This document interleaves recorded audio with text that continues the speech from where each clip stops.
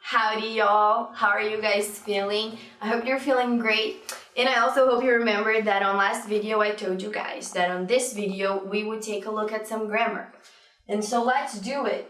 We're gonna talk about conditionals, and I know for a fact that you guys have learned about conditionals on IS Open 3, IS Open 4 last year on the advanced group with me.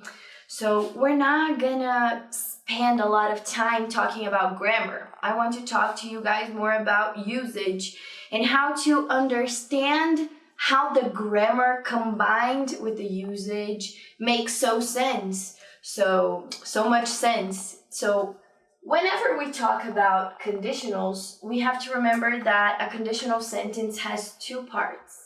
And we need to understand them and talk about them a lot again, because you guys need to be able to understand exactly what someone is trying to express by using one conditional or the other.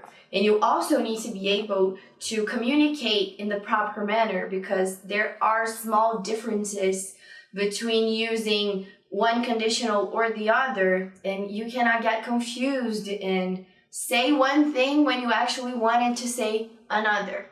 So the two parts of a conditional sentence are the conditional part and the main part. So the conditional clause on all conditional sentences always come with an expression or a word, usually if, that shows us that that is the conditional part. And then the main part, the main clause of the sentence, can come in a number of different verbal tenses.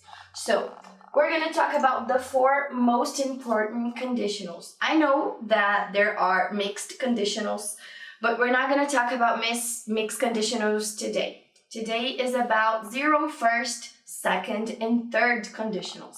I separated them here on real and unreal situations. 0 and first conditionals are for what we call real situations. One is even more real than the other, but keep that in mind.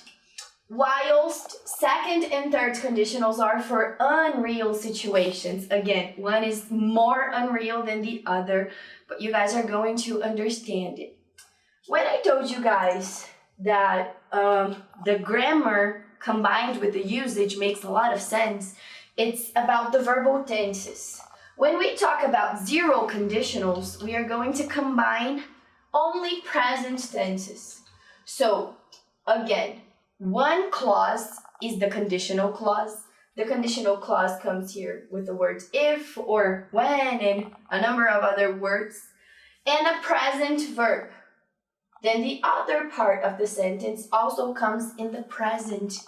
And why is that? Well, because 0 conditionals talk about facts, things that are always real. So we don't need to expect a result in the future. It's present because it's a fact. One thing depends on the other on the same amount. So they equally codepend. There's not like an order for it. So if I tell you, when babies are upset, they cry. Both clauses are in the present. When babies are upset, they cry. So that's a fact. Babies cry when they are upset. It doesn't matter if I'm gonna put the conditional as the first part of the sentence or not. We can say babies cry when they are upset, or when babies are upset, they cry, and stuff like that. What you need to remember is what is in each part. So the conditional part always comes with if or some related word, and the main clause in the 0 conditional comes in the present tense. Good. So real situation, because there's nothing more real than facts. Facts are absolutely real. That's why they are facts. So for first conditionals, we also talk about real situations, but this time it's not a fact. It's something you believe it's gonna happen, something you believe it's true. So an expectation of yours for something that is likely to happen. So likely situations. And now it's gonna get very clear what I told you about the verbal tense representing and explaining to us the meaning of the usage of each conditional sentence. So here we have a combination of present with future. So pay attention now. We have a condition that comes with the if words and the present verb. If this condition in the present happens, then a possible result will occur in the future. So that's why we relate here, we combine here the present with the future. If something happens here in the present, something else will happen in the future as a possible result, as a likely situation occurring there. So on zero conditionals, we talk about consequences, facts. Here we talk about possible situations, things that you believe are likely to happen. So if I tell you guys, for example, if you commit, we will play RPG on Fridays. I used the present tense to say if you commit, and then the future, we will play RPG on Fridays. And I used the first conditional because I believe you guys will commit, and I believe that we will play RPG on Fridays. So keep that in your minds. And again, we can use the if clause, the conditional clause, as the start of the sentence or not. So I can say, we will play RPG if you commit, or if you commit, we will play RPG. La-di-da. Okay, moving on to unreal situations. The second conditional is slightly different from the first. So that's why I told you guys, you need to understand exactly what the person is trying to say by using that structure or the other. The second conditional here also combines one past tense with a future in the past tense.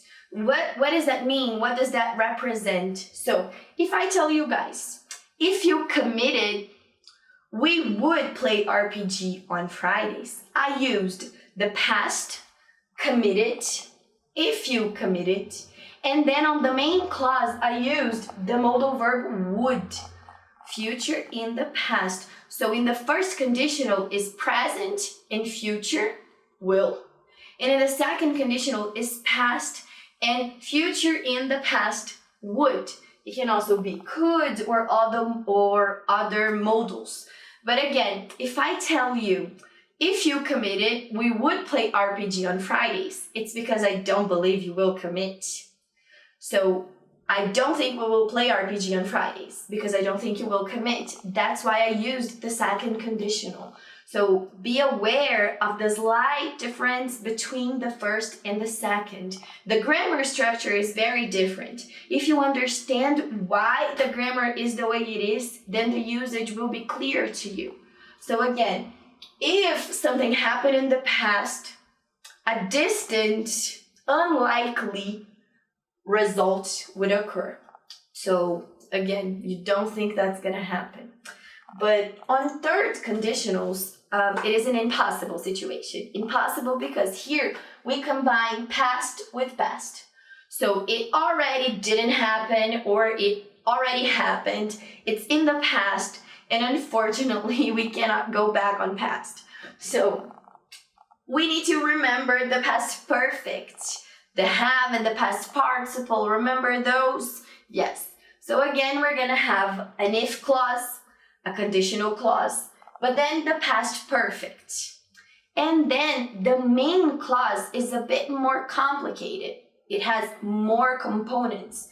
So we're gonna use a modal verb, future in the present again, would, could, might.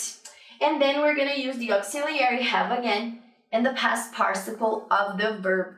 So I can tell you guys, imagine here with me, things are back to the way they were. We are in class during our English class. It's already September, and I tell you guys, remember when we were doing video classes? If you guys had committed, we would have played RPG on Fridays. So you guys didn't commit. That's why we didn't play RPG on Fridays. Get it? Guys, I hope it's all clear. I really, really hope so. It's an exhaustive amount of times that we've spoken about it. So you guys have grammar references on your book. Take a look at those. On next class, I am going to apply all the knowledge that I've just shown you guys here on pages 26 and 27. And we're also going to deepen it a little bit more, the conversation, talking about mixed conditionals and also other expressions similar to if that indicate conditional clauses. Okay, guys, I really, really love you. I'll see you next time.